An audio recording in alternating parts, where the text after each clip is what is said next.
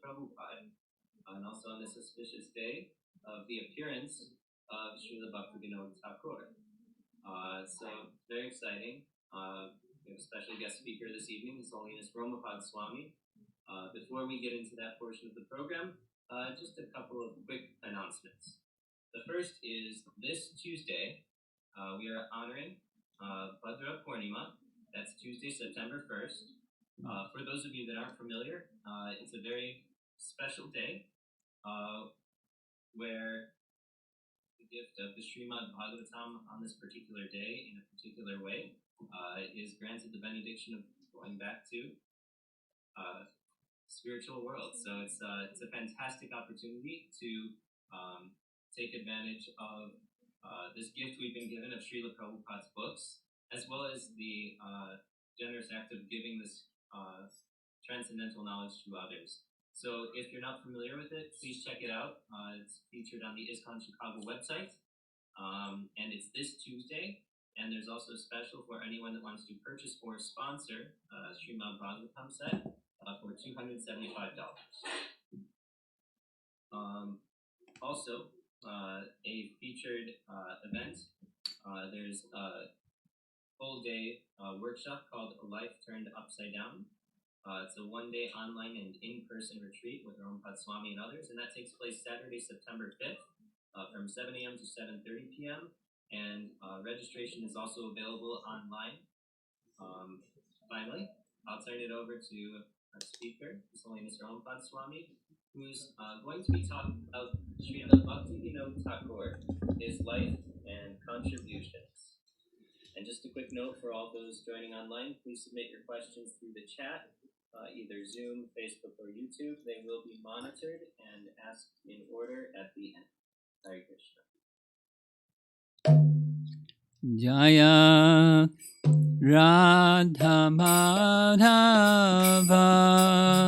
Kunjabi Hari Radha Madhava Kunjabi Hari Jaya Radha Madhava Kunjabi Hari Madhava Kunja Bihari Gopi Jana Balabha Girivara Dhari Gopi Jana Balabha Girivara Gopi Jana Balabha Girivara Dhari Gopi Jana Balabha Girivara Dhari Jasoda Nandana Brajajana Ranjana Brajajana Jasoda Nandana Brajajana Ranjana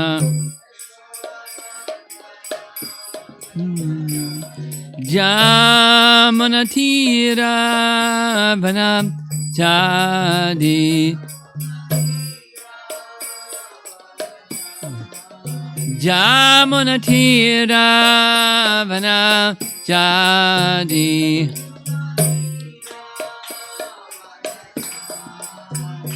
Jaya Radha Madhava Kunjabi Hari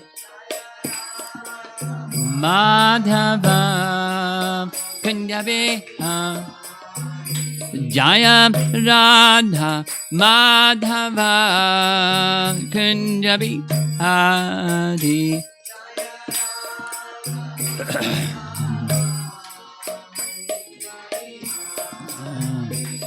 Gopi Jana Balabha Girivara Dhari Gopi Jana Balabha Girivara Dhari Gopi Jana Balabha Girivara Dhari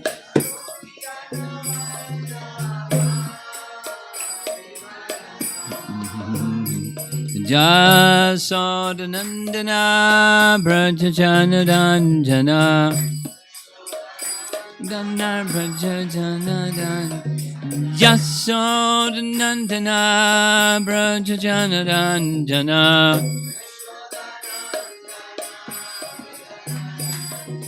Jamunatira Vanachadi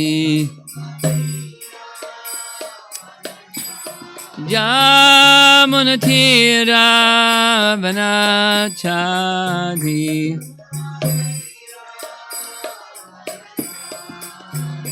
Jaya Radha Madhava Kunjabi Adi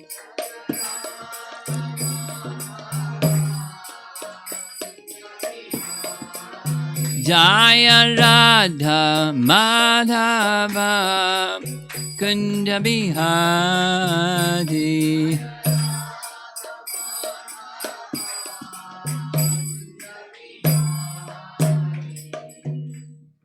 Jaya Vishnupad Paramahansa Parivijagacharya Astatarasata Sisi His Divine Grace A.C. Bhaktivedanta Swami Srila Prabhupada Ki Srila Bhaktivinoda Thakur Ki Gora Premanandi.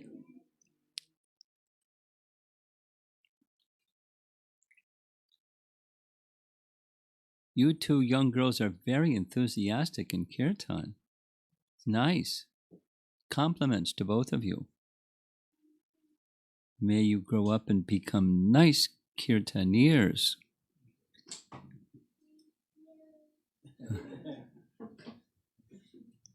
Okay. On our screen here we have some images of Bhaktivinoda Thakur, and I'll be describing something about his life.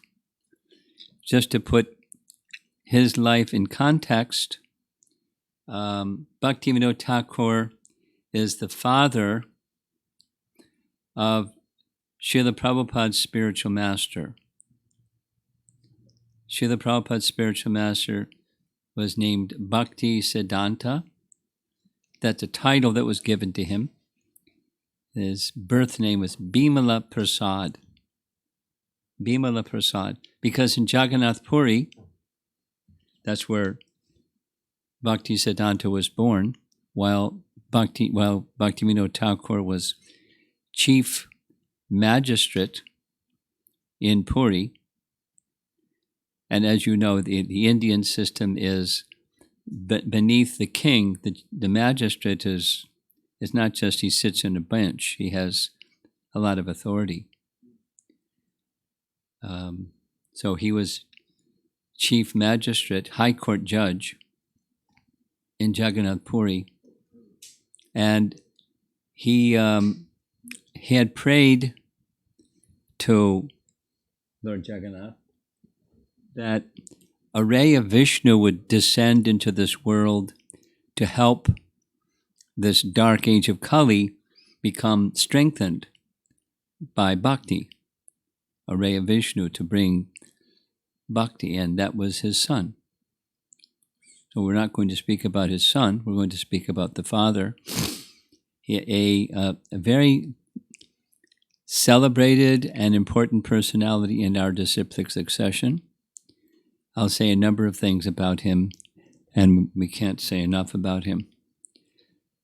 So you see on his left thigh some books. One of his contributions, one of his many contributions was he wrote many books. He wrote 100 books. Try writing a book. Try writing a few books. Try writing 100 books. And I'll read to you a little bit the daily schedule that he kept and get an understanding of how dedicated he was to not just be a prolific writer, but make bhakti available to the world. Because during his time is when the offset printing press just began. When he was a young man, it didn't exist. And when he was in his 30s, it started to happen. So he learned quickly, because it meant being able to make bhakti texts available to the world. In addition to his own writings, 100 books, there were many translations from Sanskrit into other languages. Bengali was his mother tongue, but he spoke other languages, obviously. He was in Orissa, so he spoke Oriya, and English, and wrote in all those languages. So along in his right hand, you see our traditional bead bag, and he was engaged in regularly chanting many rounds every day. We'll describe a little bit as we go along. The reason the beard is there is because he had very strict vrata that he performed during the Chaturmasya period. And one of them was not shaving. Another one was eating once a day for 4 months. His son had even more severe, besides not shaving. The program, Bhaktisiddhanta's practice during Chaturmasya was once a day, he would not use a hand or spoon, but only his mouth, and would lean over and take khichdi that had no salt.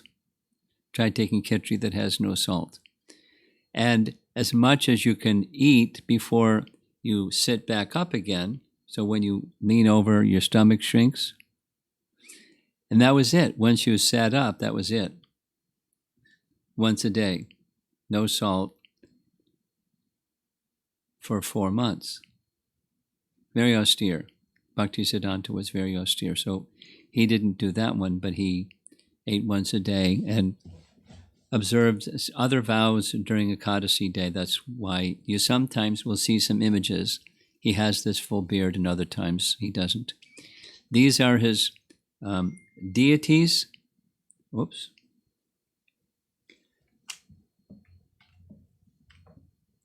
We're used to, in ISKCON, worshiping Gaur-Nitai, and he worshipped Gaur Gadadhar. So Gadadhar is to our right, or Lord Chaitanya's left, just like Radharani is on that side. And it had to do with his particular mood of devotion. And Gaur-Nitai has another mood of devotion. And here's a little information about Bhaktivinoda Thakur, how he would dress to go to work in his position as a high court judge. And you'll notice perhaps in the central button, there's a pocket watch. Now, watches weren't popular at his time, but he had one, and he used it. He used it very carefully. I'm going to read to you his daily schedule. This is one of the ways he dressed while the High Court judge in Puri. So this is his schedule written by one of his sons about his daily schedule. Between 7:30 and 8 p.m., he took rest. And then, so it was just 2 hours later, 10 o'clock p.m., he'd wake up. 2 hours sleep, maybe 2.5. It was night, so he lit his lamp, and then he began writing from 10 a.m. to 4 a.m. 10 p.m. to 4 p.m. 6 hours, with nobody calling you on the phone or sending you a text message, or none of the kids coming around. It was, it was quiet time. And then if he needed, he would rest for half an hour from 4 to 4:30. Now, I think I would rest for more than 4 to 4:30 if I was up for 6 hours with 2.5 hours of rest, but not Bhaktivinoda. Then he would take his bath, and at 4:30, he would sit and chant japa until 7 a.m. He was very punctual. His pocket watch told him what time it was. And at 7 a.m., he took care of correspondence. He didn't have a computer and a typewriter and email. He just had correspondence for half an hour. And then from 7:30 to 8:30, he read scriptures. 1 hour every day, writing for 6 hours at night. And then if there were visitors at 8:30, that's when he received visitors. If there were no visitors, then he'd go back to reading his scriptures until 9:30. Okay, now it's not breakfast time yet. For 20 minutes or so, he would go on the veranda of his house in Puri, pace up and down, and have a philosophical contemplation, sometimes debating people that had different ideas. He would speak aloud as if he was speaking to somebody. Bhaktisiddhanta had a similar practice. It wasn't rehearsing, it was just refreshing his mind about different views than his and what people would say and how would he respond to what different people would say. And address it not like in a confrontational, challenging mood, because that wasn't his style. His style was humble persuasion. That was his style. And so then at 9:30, if he needed, then another 15-minute nap. And if you try to lie down for 15 minutes and what happens? Yeah. But, I don't know if his pocket watch had an alarm on it or something, but 15 minutes, and he was very regulated. And then at 9:45, he'd have his breakfast, and his breakfast consisted of a half quart of milk, 2 chapatis, and some fruit. And 10-minute breakfast. And at 9:55 a.m., he put on his little uniform, his court garb, and off he went by carriage, to the court. And he would regularly wear large strand of necklace, another interesting fancy hat, and his,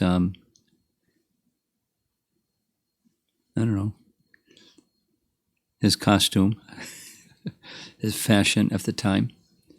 And then showing his visibly 6 strands of large neck beads, and he would go to the court, and he had a shaved head every month and tilak on the high court bench.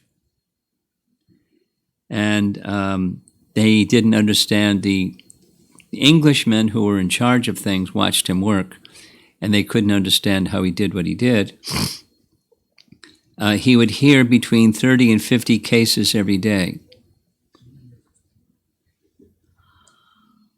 Between 30 and 50 cases every day. So from 10 o'clock to 1 o'clock, then he took a little break.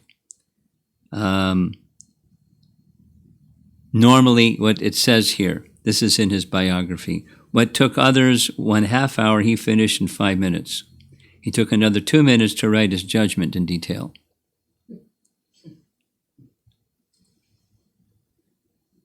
Wouldn't it be nice if the court system was swift like that? It's not like that, is it?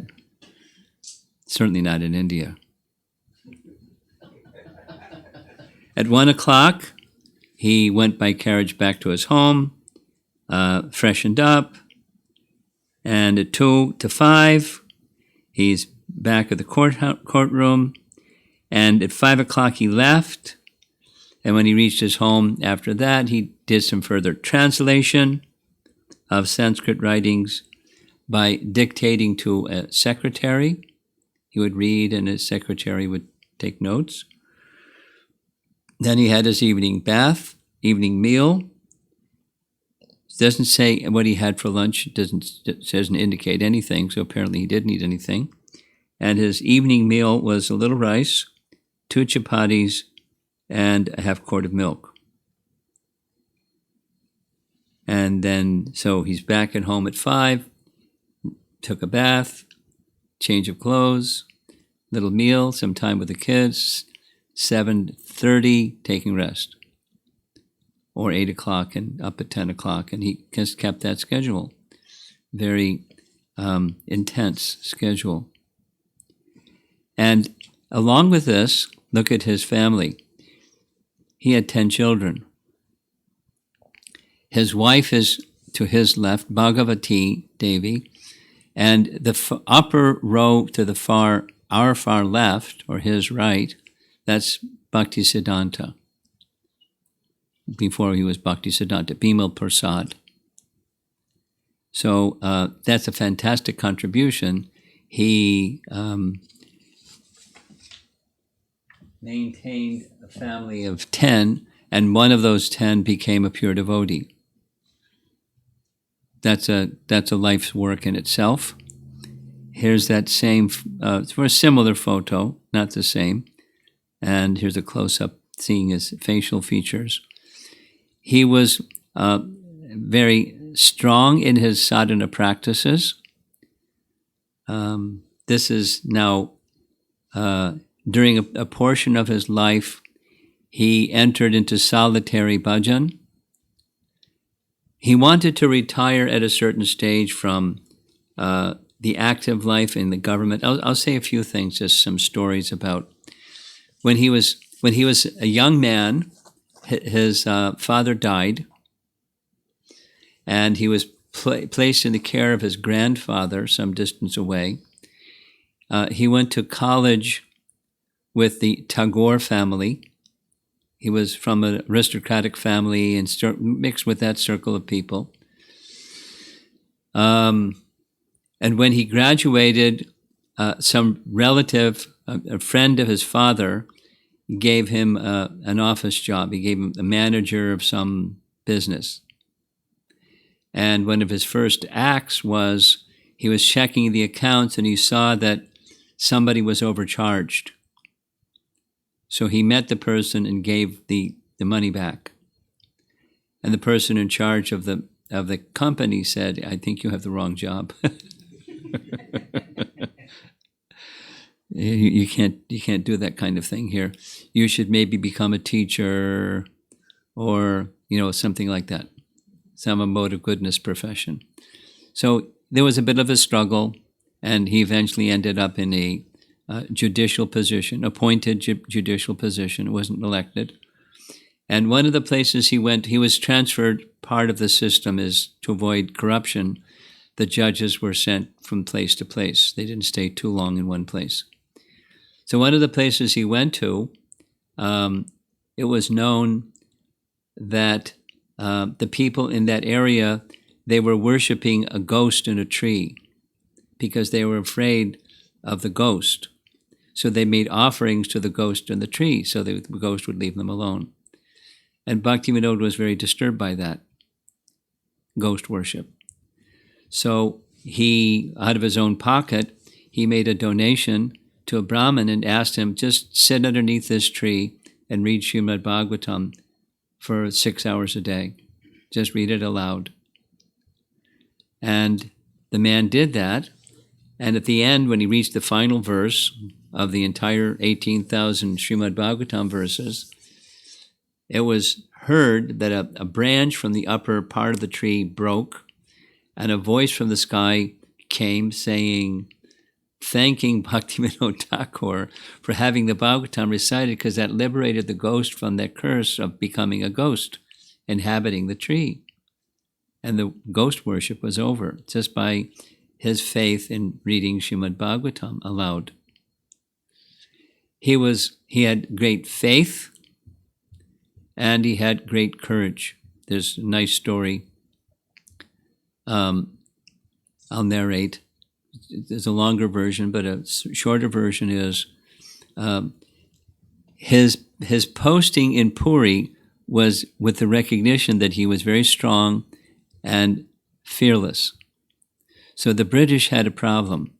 There was a fellow who was a mystic yogi whose name was Bhishika Sen, and he lived outside of Puri with his little followers, and he was very vocal about destroying the British government. But he was a very popular person, so the British government didn't want a mess. So they had a local person do the mess. And that was one of his assignments, deal with this Bhikshuk Hussain. So while he was in Puri, it became known that Bhikshuk Hussain was inviting ladies, aristocratic ladies, to come hear him speak, and he would come speak on different things, and one of the things was rasa dance, and then he would perform rasa dance and flute the ladies, and they'd come back home. And so, the aristocratic men were up in arms. So Bhaktivinoda Thakur wanted to bring him to court. The police wouldn't go because they were afraid, because the man had powers. I mean, one of his powers was he could make fire come out of his hair. And he was saying things like, I'm Mahavishnu, and this is my brother Balaram, and, he could say anything and do anything. So Bhaktivinoda Thakur went himself, followed by some constables, and he confronted Bhikshuk Hussain and said, I hear that you have these intentions against the British government. Could you confirm, is it true? And he spoke very directly, British government's bad and I'm going to destroy them all. And then he said, well, what about these behaviors with the ladies in Puri? And he said, I'm the personality of Godhead, and they're my mind to enjoy, something like that. So Bhaktivinoda said, you come with me, we're going to bring you to trial in Puri. And the man shook his hair, because he had big long locks, whatever you call it, and fire started coming out, and the constables backed off, and Bhaktivinoda personally grabbed him by the arm, fearless. And Bhikshuk Hussain then said, this is my Leela, I'll go with you. So he went to Puri, he was put in jail, waiting for his trial. And he then started threatening Bhaktivinoda Thakur's family. And one of his daughters, you saw the picture, he had a couple of daughters, came down with an intense fever. And his wife, bless her heart, said, it isn't worth it for the life of our daughter to put this person in jail and punish him, and just, let him go free, save the life of our daughter. And he said, no, this man is a rascal, and he needs to be brought to task for all of his misdeeds. So Bhaktivinoda made some arrangement, knowing what to do when someone has fever, and the fever subsided. It was something like 7 days period. And then he cursed Bhaktivinoda, and Bhaktivinoda also started becoming feverish. There was a trial, and Bhaktivinoda was writing the sentence, the conclusion, with his arm shaking because he was feverish. And this sentence was pronounced. He was put in jail for some period of time. And as they were taking him out of the courtroom, Bhaktivinoda arranged that they would cut his hair, because it's understood yogis keep power in their hair. I don't know how they do that, but and then he fainted right there in the courtroom. And after some days, he died. He went on a starvation fast and died, or something like that. But he, fearless, with wrongdoers. But another part of his character was he was known to be very magnanimous and charitable. I mean, householders are supposed to be charitable, and he was an ideal householder.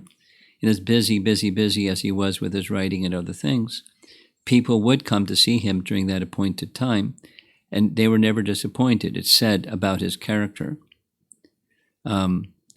The local British government, after he left Jagannath Puri, assigned somebody to write a biography about him.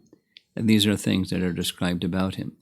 He was a very charitable person, highly intellectual.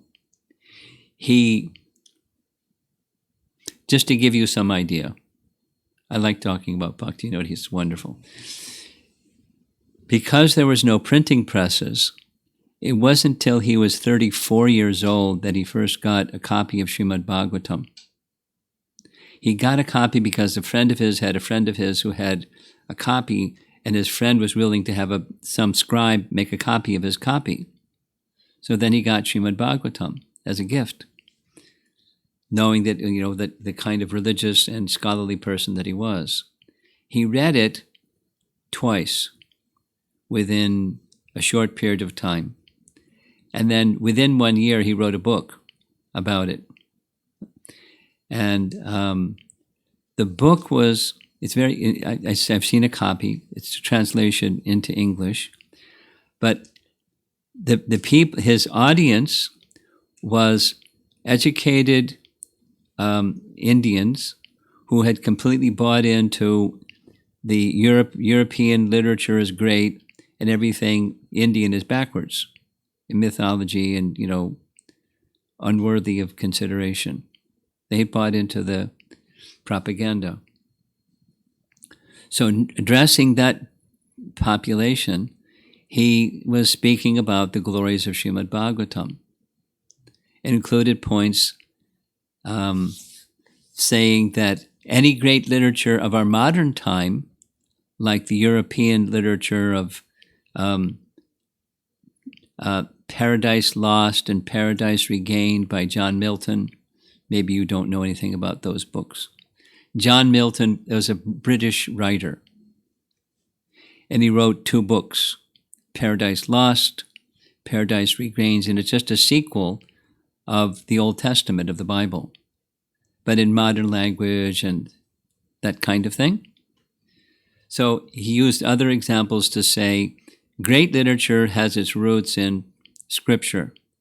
And our scripture here in India is this Bhagavad Purana, the chief of all, and went on to describe what's in the Bhagavatam, describing the standards of dharma and proper conduct and the virtues that people should live by and so forth.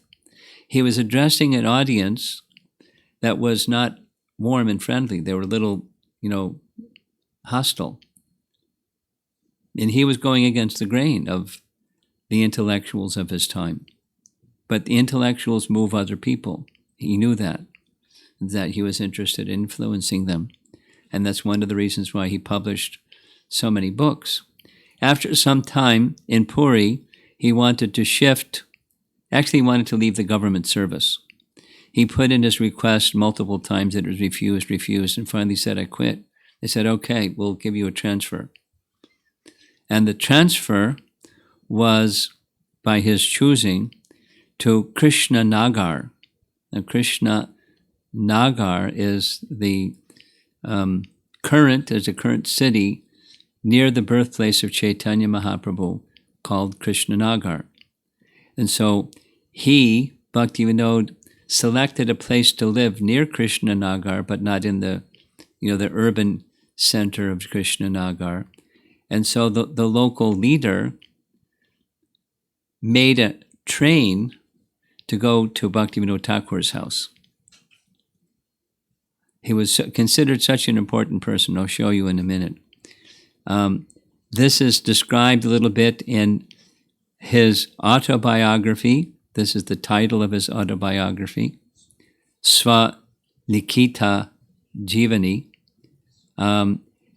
It was written as a letter to one of his sons, but it was by him about himself and the different stages of his life and what he went through. The photograph is an actual photograph of him in that place near Krishna Nagar. It's a place that he called Godruma Dweep. We'll see a picture of it in a minute. And while there, he discovered another great contribution. He discovered the birthplace of Chaitanya Mahaprabhu. In the backside, in the orange-colored building, that's the little structure that Bhaktivinoda Thakur built. He requested his son, Bhaktisiddhanta, to build this white structure that you see pictured here. What was going on, because he was a magistrate and he had access to government maps and all kinds of reference materials that ordinary people don't necessarily have access to, and scriptures and so forth. He understood that the city of Navadvip, which is on the other side of the Ganga, was a recent city.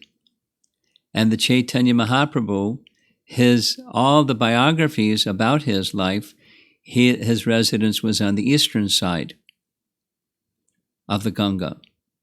So this new city that's over there, the people were saying was the birthplace of Mahaprabhu, is not the birthplace of Mahaprabhu, deductively.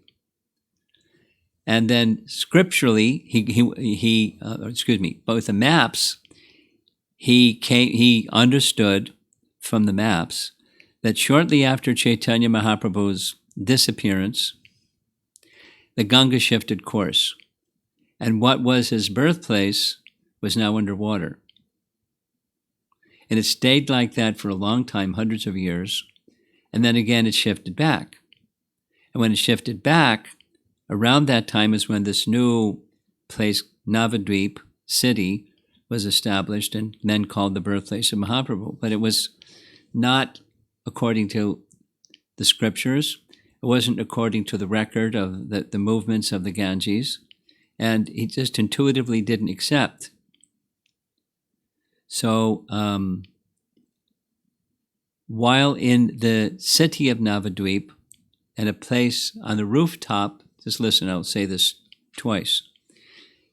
2 evenings in a row, in a distance, he saw a very, very, very tall building that was luminous. And he was very curious, what's that? Because it's just rice fields over there. But he saw rising tall into the sky, a very, very tall building. And he marked the place, with the other landscape items. And then he saw the same thing. There were others that were with him that saw the same thing. And so he wanted to know what this was.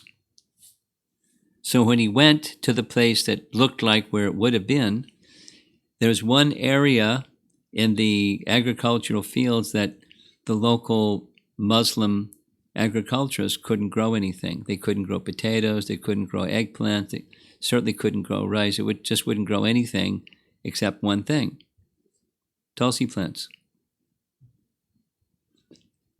So he said, that's it. That place is the birthplace of Chaitanya Mahaprabhu, because it was at the right place. So then he began going door to door in Navadvip, requesting people to give 1 rupee to help him establish the actual birthplace of Chaitanya Mahaprabhu. Now, it sounds noble, but from my understanding, it was life-risking, because the livelihood of the people in that town or city depended upon the popularity of that place being understood as the birthplace of Mahaprabhu. And he's going to that same town saying, no, it's not over there, it's over here. They're going to lose their livelihood. You don't do that in Bengal. You'll get harmed. You'll be chopped with a chopper. But he's such a respected person that he did that anyways. And he built a little place, and he asked his son to build a proper, actual large temples, which you see. And when they were digging the foundation, listen to this. In the foundation, they found the deity of Adhokshaja Vishnu that Chaitanya Mahaprabhu's father worshipped. It was known in the historical records. Jagannath Mishra worshipped Adhokshaja Vishnu, and they found it in the ground underneath the mud of the Ganges. When the Ganges shifted, there it was. So the actual birthplace of Chaitanya Mahaprabhu, which is a very significant achievement historically. This is a photograph of the place where he made his residence, and just like as I mentioned, right outside is a narrow gauge rail. It's not the standard width of a railroad track. It's the old kind of train that had train tracks that were closer together. And Svananda Sukhada Kunj is the name of the place. On the left side of the picture is where he stayed and where he did his writing and so forth. On the right side, there's a place where he would speak, a covered mandap. And then with the dome area, that's where there was a set of deities, and they're still there today. And persons would come to see him from all over the place. And from this, he chose this place because, another contribution of his in his lifetime, like he had many lifetimes of contributions in one lifetime. So one of those things he did was he established village preaching. He gave it a name, Nama Hata, which means the marketplace of the holy name, Nama Hata. So he patterned it after what Lord Chaitanya's chief associate, Lord Nityananda, did, which was he went from village to village. He found a village leader, and he introduced to the village leader the chanting of the holy name and the teachings of Lord Chaitanya. Now, generally the village leader could read and write, but generally the other village people couldn't read or write. And so he had a strategy. The strategy was he composed songs, because Bengali people like to sing. I mean, everybody likes to sing. Bengali people are really good at singing. So he composed songs that tells the story of Lord Chaitanya's teachings. And then he would train the village leader to learn the song and sing the song and then explain the meaning of the song. So he would give Lord Chaitanya's teachings that way. And then using offset printing in Bengali language, he had, a 2-3 page lesson per week that the village leader would give. And it was just in really simple question-answer format, like, who's Krishna? Answer. And who is the living entity? Answer. What's the relationship between the living entity and Krishna? Answer. What does that relationship look like? How is it developed? Answer. Really simple. And then, so some lessons. And then he compiled the lessons in a book and published the book. That became a manual for the thousands of Namahata centers, and our modern terminology is a Bhakti Vriksha group. But the previous nomenclature was Namahata group. It was just a different nomenclature, same model. And, widely throughout Bengal, because that was a service that was given by Lord Chaitanya to Lord Nityananda, who he did all over Bengal. So he was just following in his footsteps.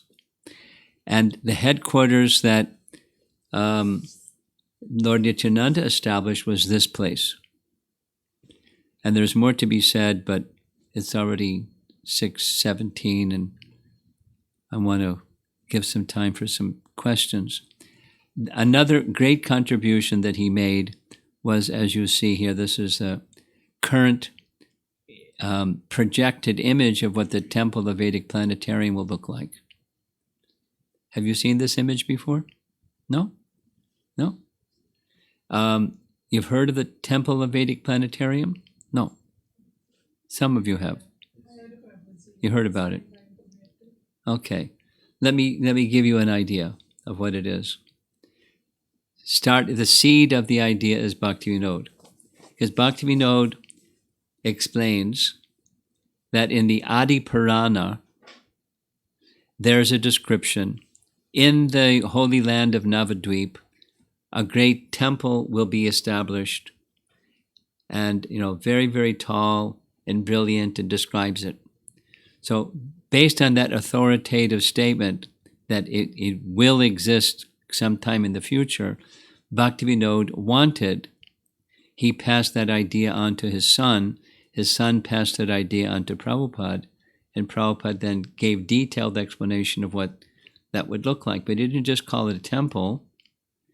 Prabhupada called it a very interesting name, Temple of Vedic planetarium. You ever heard such a thing before? I haven't. It's uncommon. But a planetarium is a place where you go to see what the structure of the universe is. And the Vedic planetarium is meant to give a three-dimensional depiction of what Srimad Bhagavatam says about Vedic cosmology. Now, primarily Srimad Bhagavatam, also Vishnu Purana, and to some degree Mahabharata, gives references to how the universe is structured. Because two things. When the British were really against the Vedas, they said, there was some names, and rather than say the names, it was propagated all over Europe that the Vedas are primitive and mythology, and there are some two portions of the Vedas that are empirical, and one is cosmology, because it gives numbers of the distances and diameters and all kinds of empirical data in the fifth canto Bhagavatam. So the statement was made that these two things, anthropology, the history of the dating of man's activities and those kinds of things, as anthropology develops, will show it's all rubbish, and as astronomy develops, will show it's all rubbish. It was a claim. So, interestingly, the Vedic cosmology and modern cosmology are getting closer. Vedic cosmology isn't changing. Modern cosmology is evolving. It is getting closer and closer and closer to the numbers of, like, the distance between the Earth and the Sun. I won't go. I could go into it. It's interesting, but it's time consuming and it may make your head spin because of all the details.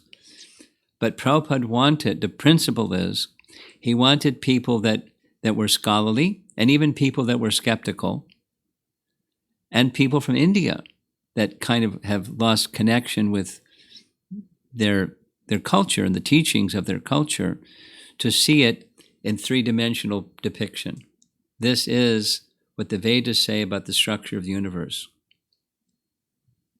And it includes, pardon me while I use my hands, a chandelier. You know what a chandelier is, right? Yes? A chandelier, that at the top part of the chandelier is Dhruvaloka, and the planets below Dhruvaloka, that's Bhuvar, and Svargaloka, they're moving in a clockwise direction, vertical below, but in a clockwise direction beneath the pole star.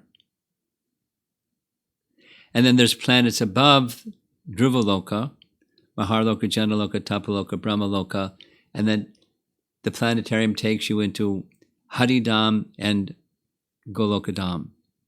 And it depicts the planets below, the 7 lower planetary systems. The whole 14 planetary systems depicted in the planetarium according to the explanation of the Bhagavatam. And it's literally the structure of the universe, and it's not easy to understand it. What to speak of getting technology in India that you actually have part of it that's moving. That's a challenging part. Understanding it is a challenging part, and getting a planetarium that moves is another challenging part. And to develop this, it's taken maybe 20 years, the plan of the planetarium. But that's just there's 3 domes. It's one of the ones on the left or the right. The central dome is Radha Madhava, and the Lord Chaitanya and his associates, the Panchatattva, and then the disciplic succession. So that's without going into it, I could show you pictures of what the altar in the center is going to look like. Over to the right, that's Lord Nrsingadev. And over to the left, that's the planetarium. So what he wanted, it was a strategy. Restore faith in the Vedic wisdom, in empirical data that answers the challenge of the European scholars as saying it's rubbish. It's not rubbish. It's more accurate and very, very precise, Vedic cosmology. But so let people come and check it out. And when they come to check it out, they'll get the mercy of Lord Chaitanya just by coming to the holy abode of Lord Chaitanya, whether they know it or not. They're going to enter the abode of Lord Chaitanya and get Lord Chaitanya's mercy. That was the strategy. And that's something, the seed of that strategy came from Bhaktivinoda. He said there will be this temple, it's from the scriptures. He passed it on to his son. You see there's a screen right here. Welcome.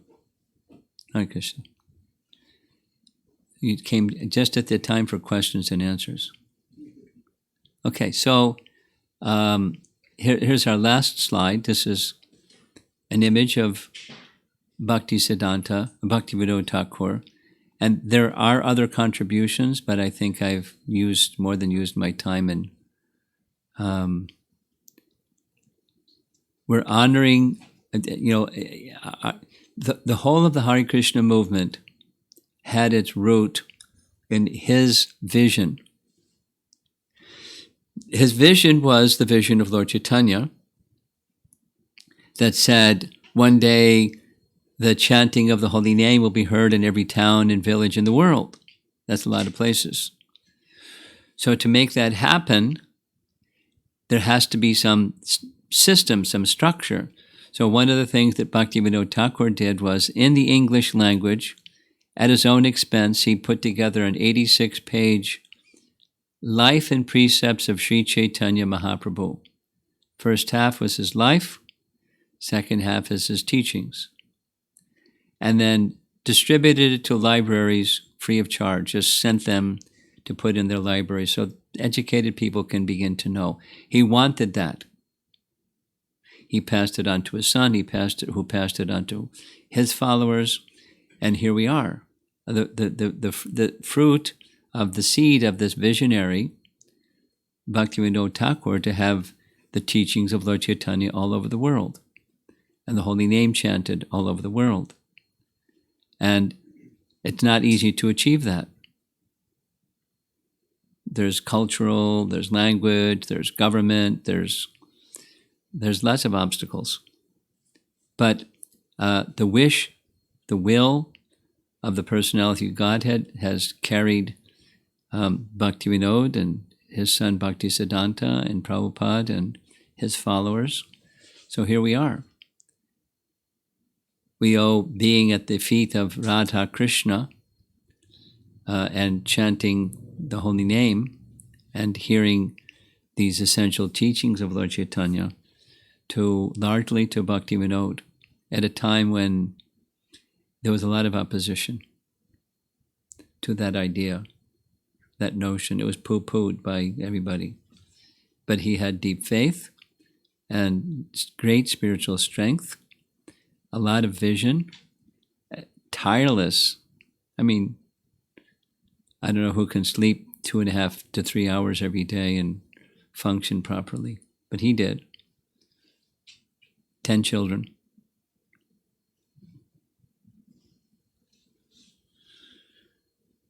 Government service with social obligations because of that government service.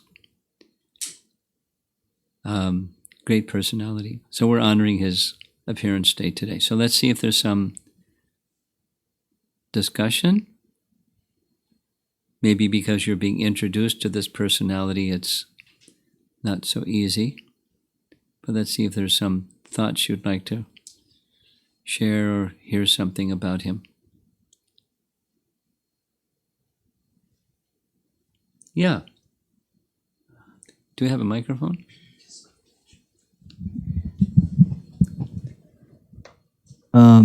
Maharaj, you were telling about the different moods, Gauranitai and Gaur Gadadhar. Mm-hmm. So, would you please elaborate on what is the difference of the mood? Just trying to understand why that worship has been done. Lord Nityananda's function was assisting Lord Chaitanya in bringing the holy name to the people throughout the land. Propagating the holy name, the mission of propagating the holy name. From Navadvip during their childhood, after Lord Chaitanya accepted sannyas and lived in Puri, he gave Nityananda the assignment, take the holy name with these followers and distribute it throughout the land. So that's the mode of Gaura-Nitai worship. The mode of Lord Nityananda, and the mode of the worship of Gaura-Nitai. And Gadadhar is his mood. Well, let's put it this way, just to keep it simple.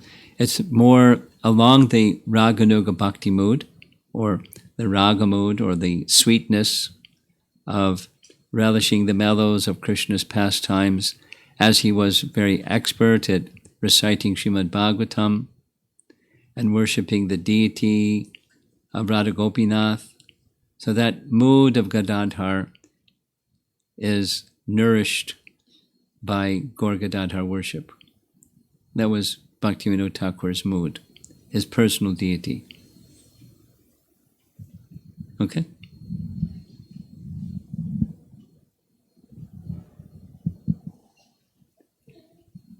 Anyone else in the room? Because if not, we'll go to some online questions. You have something else. Go ahead. Maharaj, Bhaktivinoda Thakur had 10 children. 10. And then he still did a lot. So having 1 or 2 or 3, it's very, very difficult today. Is it because of the timelines there? In his time, situations were different, or is it because I'm not determined so, or I'm not qualified so? Where is lacking, or is an empowered personality? Probably all of the above and more. I mean, in the photograph, we'll go back to the photograph.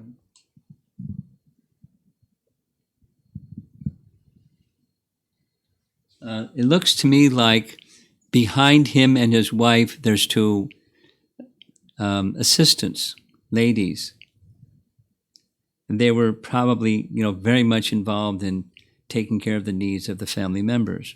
He was an aristocratic person and had servants, or, somebody, whatever the language was used at the time, someone to assist him in practical matters.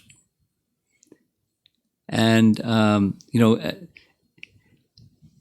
extended family kinds of connections, it makes it, it's a little more complex. And on the other hand, it makes it a little easier because it wasn't just, him and the kids. There were a lot of other people involved. And, it's part of his greatness. And so that's part of his empowerment. He would, obviously, when he did things effectively, and he did them swiftly. So for you, for anybody to do anything that we do, it takes longer to do those things. And he just did with such quality and such presence that the effect was accomplished in less time. But that's the empowerment factor. So I'll put all those things together, and he was able to do what he did. Thank you, Maharaj. Yeah. One last one. Not directly related to Bhaktivinoda Thakur, but in general, Anartha Nivrutti stage is very, very long for a conditioned soul. And to get into a stage of Nishtha, is there any practical steps, tricks or tips? Because for me, I see it's a long way, but how to progress? Where am I lacking or missing anything, or any tricks or tips? Can we come back to this question? Because I like to stay focused on our topic. We'll come back. Thank you. Put it in the parking lot. We'll come back. Okay, let's hear. How was Bhaktivinoda Thakur able to maintain such a punctual and rigorous routine? And what are some practical tips to do the same in today? What are some practical tips to follow, to take his example? Is that your question? To read, I printed it out so I could read it to you all, because my assumption is all of us cannot do what he did. And, not only the number of things, but, the degree of regulation. It wasn't just notional. He was very punctual. He'd look at his pocket watch and he'd move on to the next thing. So something that I can share, that I've understood about time management, is it's important to allot that there are a number of functions and roles each of us have to play. At different stages of life it changes, but there's multiple. So you allot some time for each of those things that's important to you. And during that period of time, you're totally focused. Like when you're chanting, you're totally focused. You're not thinking about the next thing or, the yesterday's thing. You're you're very present with what you're doing at the moment. And then the next thing, and you're very focused and present. You move on to the next thing. Compartmentalized perhaps is one way to describe, but being very focused and allotting, I use the phrase blocks of time. So you set blocks of time for different things, and you do those things in a regulated manner, and that increases the mode of goodness by regulation, and you're not skipping something that's important. You have to allow some flexibility, some discretionary time. Sometimes something unexpected comes up, and you have to invest time because it's important and it's pressing. So you have to have some discretionary blocks of time. And if there isn't something pressing, then you have a project that you're working on. So there's lessons in how he manages time for us, lessons for us in the blocks of time and moving seamlessly from one thing to the next thing, not overindulging in one thing and then, I didn't take care of something that's important to me. I didn't cook, or I didn't take care of the kids, or I didn't chant, or I didn't read, and I haven't been reading. And so you get into that spin. So blocks of time.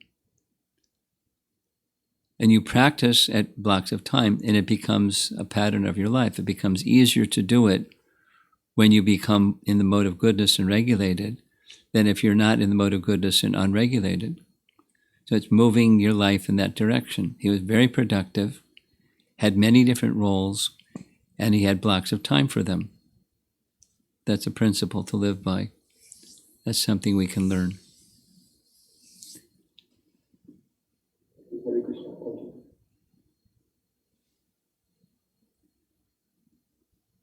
Online, any?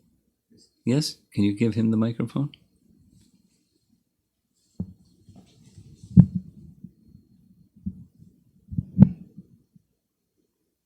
This question from Ashish Prabhu.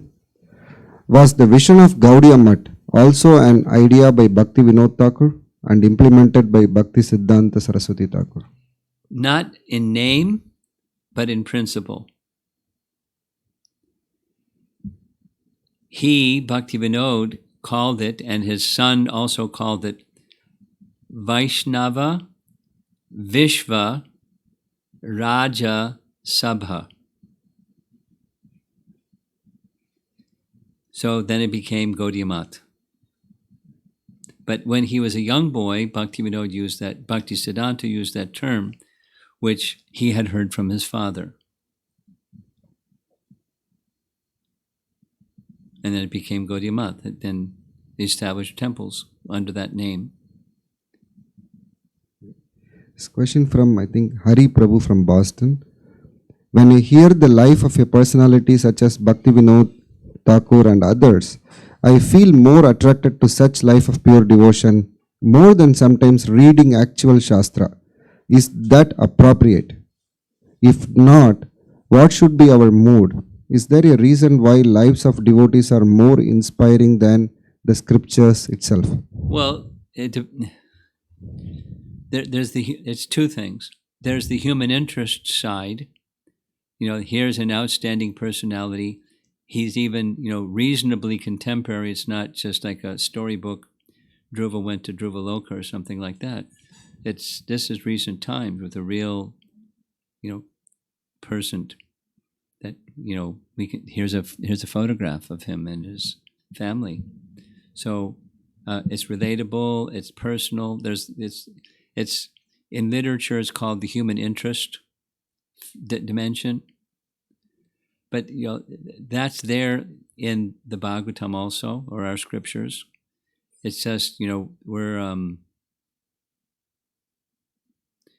don't have the sensitivity or the purity to appreciate.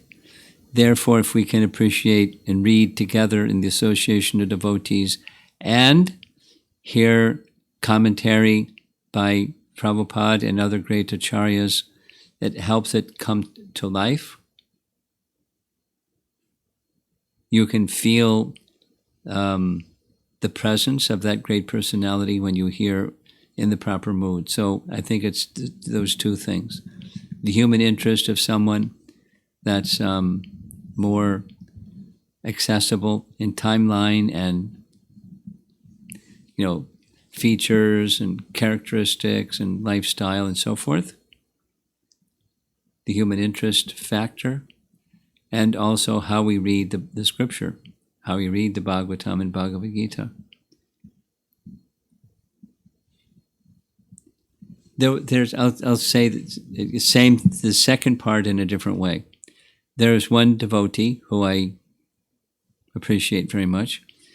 They shared with me, I'm having trouble reading Bhagavad Gita because I can't. My mind just wanders practically as soon as I begin reading Bhagavad Gita, and I know that that's not right. What should I do? So my advice was, before you open the book, you bring your mind to Krishna and say to yourself, Krishna wants to speak to me. I want to hear Krishna speaking to me. It's not just a book, it's Krishna speaking to me. Then open the page and read with your heart oriented in that way and see what your experience is. And it was, it was a wow response. Krishna spoke to me. This is what I felt when I felt Krishna speaking to me. And it was really right on. And when I started to adjust things according to what Krishna was saying, it was another wow. So now I know how to read Bhagavad Gita. It's not, we're used to information gathering kind of reading, and it's not. It's personal and warm and emotion filled and relationship building. So read in that way. That will help. This question is from Sanchari. Bhaktivinoda Thakur was a High Court magistrate who held a lot of importance in British circles because he lived in Calcutta in the height of British Raj. Have you ever heard if Queen Victoria or any members of the higher British society came across his work, both with his career as well as his writings? It may be, but I've not read anything. I can't say. Do you know of any members of Bhaktivinoda Thakur still alive? No, I don't. There may be, but I don't know about it. I can't say. Yes, I had a curiosity question, Maharaj. Is there a weekend schedule that we have of Bhaktivinoda Thakur? Like a weekday, he goes to court and comes back. On a Sunday, is there any schedule?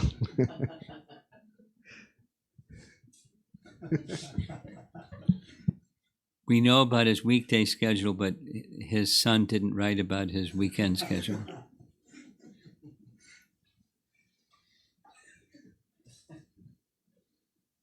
Something we know, whether it was weekend or weekday, it's not said, but something that he did was, there's a celebrated place that is well known during Jagannath Rath Yatra, a place called Jagannath Ballabh Gardens.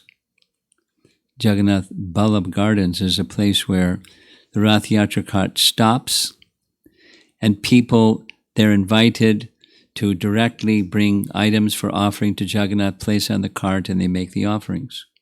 People just from their homes, they bring things and place on this giant platform of the cart, and it gets offered. So that's a traditional event in the Rath Yatra. And then nearby is the Jagannath Ballabh Gardens. So it's a place where Chaitanya Mahaprabhu would perform pastimes. And in those gardens, Bhaktivinoda Thakur would recite Srimad Bhagavatam. Now, his schedule sounded packed, so maybe he did it on weekends. But he had a large gathering. There's another story about that. Okay. Anyone else? That's it? Okay. One last question. Okay. He's on. He's on. So, Bhaktivinoda Thakur. Can you speak into the microphone? Thanks. Bhaktivinoda Thakur, when his son, Bhaktisiddhanta Saraswati, got initiated, so Yeah. for his initiation or for his progress in the spiritual life, Yeah. if I remember correctly, he advises his son to take initiation from Gaur someone Kishore, else, yes. right? Is what's his thought process? I mean, The what's thought- in yeah, his mind? It's part of the culture that the father doesn't give diksha to the son. Okay. So he didn't. Okay. He gave him, when he was a little boy, he gave him a deity and he gave him a mantra, but it wasn't mantra diksha. Mm. And through his life he worshipped and chanted that mantra, but it wasn't formal mantra diksha. Okay. Because that's to be done not by father, but someone. Okay. So he recommended to someone. Okay. Okay. Thank you, Maharaj. Okay. Okay. I think we're finished. Prabhupada ki jai. And now it's time. Yes, Maharaj. Do I hear a crying child in the background? It's not 10. Okay, so we're completed for this evening, and you can do the wrap up if you'd like. Sure. I want to thank you very much, Maharaj, for illuminating this personality in our line on his appearance day. So thank you so much for treating us to a very special Sunday Peace program. Hare Krishna. Okay. Prabhupada ki jai. Bhaktivinoda Thakur ki jai.